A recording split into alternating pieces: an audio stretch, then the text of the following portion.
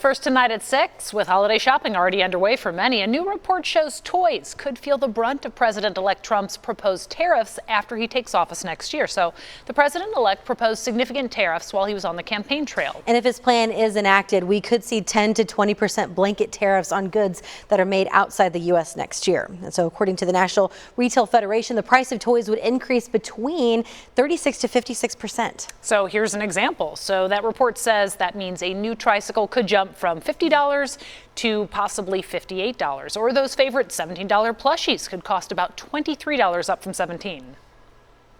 Consumers are spending what's in their wallet, not what's in their heads. And I will have to adjust. We've actually gone through it before, so we've had kind of a test run. Tonight, you'll hear from a manager at a toy store in Overland Park, 2 shoppers, and the director of research at the National Retail Federation.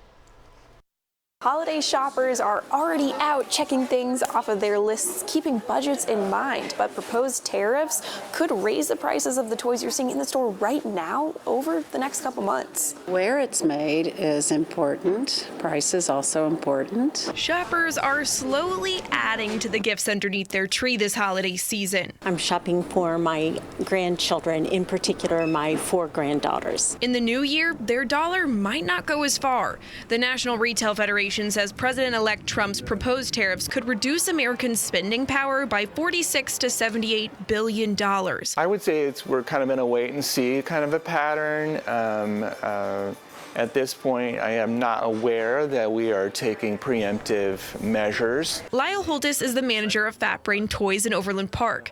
Talks of tariffs and a potential East Coast port strike don't have him worried just yet. We actually weathered that pretty well in terms of having enough volume in our warehouse. So I think that's important to have as much as you can in that warehouse, and then we also drew from other domestic sources. The NRF says toys would see the biggest increase in price if companies pass the tariffs on to customers. Current tariffs are less than 1%. It hurts the consumer more. I don't agree with that policy, and I think that overall it'll hurt more Americans, average families, and I will have to adjust. Making changes before the next holiday season. Abby Dodge, KSHB 41 News. Abby, thank you. Tariffs are paid to the government by the company importing goods. Those companies can raise prices, therefore passing them on to consumers, or take a lower profit. While experts believe the tariffs would mean higher prices, President-elect Trump believes the tariffs would encourage companies to make and/or buy goods in America.